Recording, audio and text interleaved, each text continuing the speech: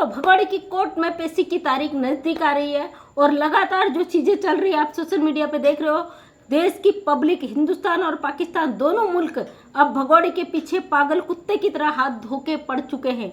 उन्होंने कसम खा ली कि किसी भी हाल में भगोड़े को बख्शा नहीं जाएगा यहाँ पे, और इसको मार कर खदेड़ कर कानूनन जो भी तरीका होगा उस तरीके से भारत से लात मार कर फेंक दिया जाएगा। क्या करेगी भगोड़ी? 27 तारीख आने ही वाली है और उसके दिमाग में क्या कोई ऐसा प्लान है जिससे वो अभी भी बच निकलने की कोशिश करेगी, या फिर इसी तरीके से सोशल मीडिया पे जिस तरीके से कानून को चैलेंज करती आई है, कानूनी चीज़ों को वहाँ से निकालती आई है और लगातार कानून को तोड़ती आई है, मोबिन मलिक सर के साथ साथ उन सारे लोगों को जवाब देती आई है, उनको गालियाँ देती आई है जो उसके खिलाफ बोलते हैं, क्या वो फिर से ऐसा करेगी या भारत छोड़कर उसके भागने की प्लानिंग है?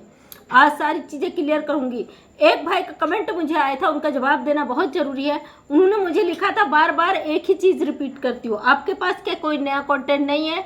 तो मैं आपको जवाब दूं, भाई नहीं, मेरे पास बिल्कुल भी नया कंटेंट नहीं है, क्योंकि हमारे देश में जो इनलीगल घुसपैठी इसमें बैठी है, जिस तरीके से गंदगी मचा रही है लगातार, और जिस तरीके से हमारे भाई बहनों की उम्मीदें हमसे जुड़ी हुई है, जो चाहते हैं इस महिला को लात मार कर यहाँ से फेंक दिया जाए, इससे बड़ा मेरे पास कंटेंट कोई भी नहीं है। जब तक सीमा हैदर भारत से नहीं फेंकी जाती है, कानून इसको सज़ा नहीं देता है, या ये पाकिस्तान डिपोर्ट नहीं की जाती है, हम इसी को रिपीट करके बोलेंगे। आपके लिए कंटेंट होगा भाई, क्योंकि आप हो सकता है यूट्यूबर हो, या आपकी मानसिकता कुछ ऐसी हो, या आपकी मानसिकता इस भगोड़ी से इस तरीके से जुड़ी हो कि आपको तकलीफ हो रहा हो इसके बारे में बोलने में, तो वो आपका प्रॉब्लम है। सॉरी, वहाँ पे हम कुछ नहीं कर सकते। हमारी प्रॉब्लम फिलहाल हमारे देश की ये महिला बनी हुई है, और जिस तरीके से मेरे देश के भाई बहन लगातार इस पर आवाज़ उठा रहे हैं, आवाज़ उठ भी रही है, इस पर कानूनन डंडा बज भी चुका है। इसने नोटिस लेने से मना किया था, इसने बोला था मैं नोटिस नहीं आता, उसके सारे प्रूफ, सारे एविडेंस मोबिन मलिक सर ने सोशल मीडिया पर डाल दिए। अगर मोबिन मलिक सर कुछ बोले, कुछ डाले, तो वो यूट्यूबर अगर ये कुछ भी बोले, स्क्रिप्ट, कानूनी, लीगल किसी चीज़ को तोड़े, तो ये एक देवी बन जाती है। ये हमेशा धर्म का मजाक बनाते आई है, इसने सब लोगों की भावनाओं का आहत पहुंचाया है, और मोबिन मलिक सर ने जिस तरीके से काम किया है तो हम सल्यूट करते हैं उनको। ये महिला हमारे मुल्क में बैठकर हमारे देश के वकील को चैलेंज करती है। और आज मेरे पास एक बहन का फ़ोन आया था, वो समझ सकती है मैं किसकी बात कर रही हूँ, यहाँ पे नाम नहीं लूँगी।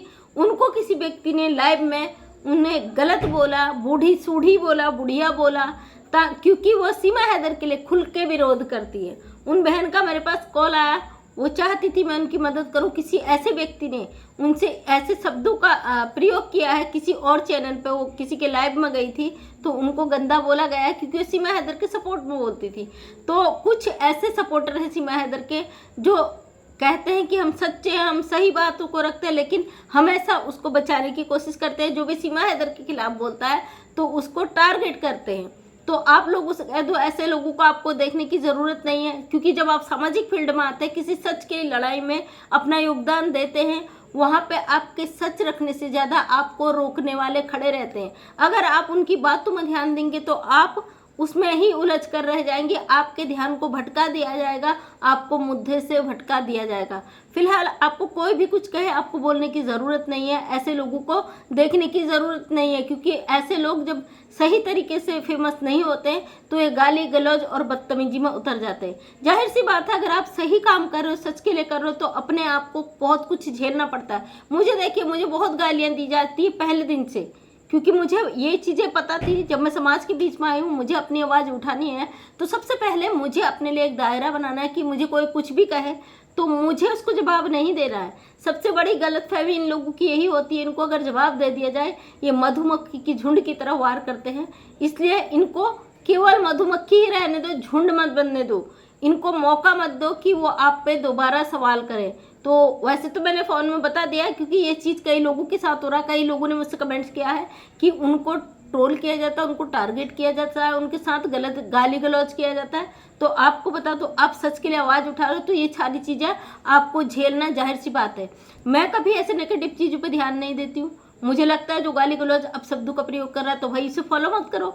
जो सही है, सच है, उस सच के लिए आवाज़ उठा रहा है, मैं उसको पूरा सपोर्ट करती हूँ और उसका साथ भी देती हूँ। तो दोस्तों, जिस तरीके से महिला ने गंदगी की यहाँ दुकान खोल दी, उस दुकान को बंद करने के लिए हमें वही चीज़ें बार बार लानी पड़ी है और हम लगातार ये चीज़ें लाते रहेंगे। फिलहाल सवाल ये है, तारीख नज़दीक आ रही है, इस पर नोटिस जा चुका है, व्हाट्सएप पे भी भेज दिया गया है, हर तरीके से इसको नोटिस भेज दिया गया है, ऑन सोशल मीडिया में वो चीज़ें डाल दी गई है। अगर नहीं देखा है तो मोबिन मलिक सर के चैनल पे जाके आप देख सकते हो। उसके बाद अब ये इनकार नहीं कर सकते कि इन्हें नोटिस नहीं मिला, और उस डाकिया ने जिससे इन्होंने नोटिस नहीं लिया, उसने उसका रीज़न भी लिख दिया कि इसने नोटिस क्यों नहीं लिया।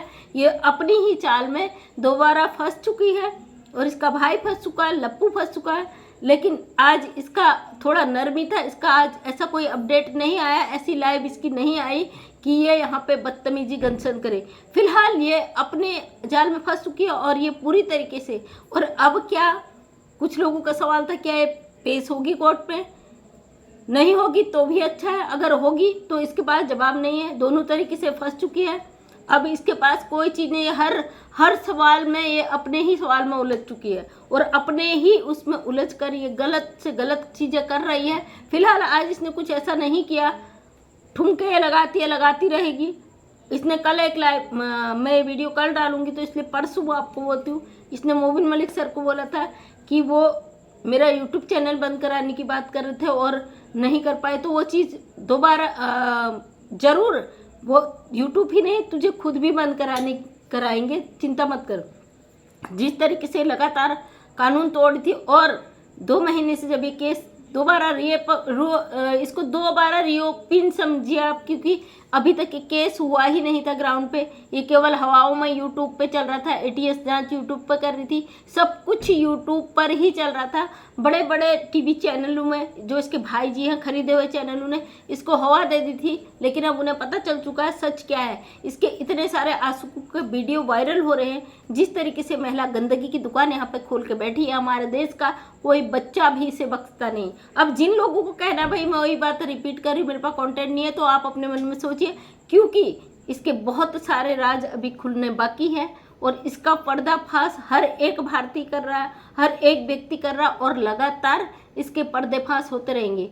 जिन्हें लगती थी सनातनी भाभी भाभी भाभी, तो इसके असली मुखौटे, इसके जो गंदगी थी पाकिस्तान में, इसके कितने लोगों से इसकी मित्रता थी, कितनों से इसकी दोस्ती थी, कितने लोगों से इसके रिलेशंस थे, वो सारी चीज़ें आ गए बाकायदा। ये जो कहती मैं अपने बच्चों के बिना नहीं रह पाऊंगी, तो इसके बच्चे ने खुद इसका राज खोला है कि मम्मी को तो टाइम मिलता ही नहीं था, वो दिन रात पबजी में रहती थी।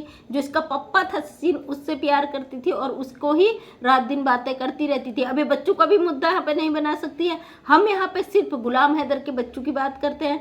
पाकिस्तानी बच्चे हैं, पाकिस्तान के सिटीजन हैं और यहाँ पे उनको किसी भी हाल में नागरिकता नहीं मिल सकती। नागरिकता नहीं मिलने के एवज में उनको ज़िंदगी भर वो सारी कोई भी फैसिलिटीज़ नहीं मिल सकती जो एक भारतीय नागरिक को मिलना चाहिए। उन बच्चों का यहाँ पे भविष्य नहीं। इस औरत ने इतना गलत किया है कि भागी थी, कोई बात नहीं, उसके 4 बच्चों को लेके भागी है। अब ये बैठकर तानाशाही दिखाती है सोशल मीडिया पे कि गुलाम हैदर मुझे परेशान करता है, गुलाम हैदर आतंकवादी है, गुलाम हैदर गलत कर रहा है।